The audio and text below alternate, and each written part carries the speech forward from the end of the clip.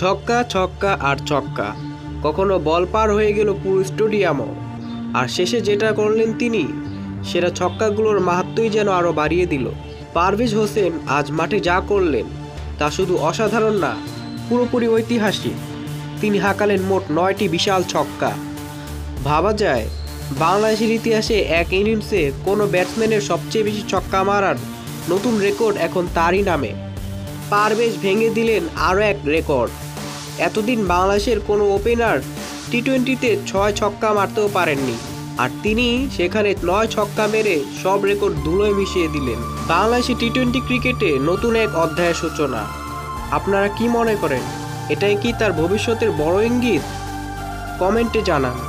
আর ভিডিওটি ভালো লাগলে লাইক করুন, শেয়ার করুন এবং সাবস্ক্রাইব করতে ভুলবেন না।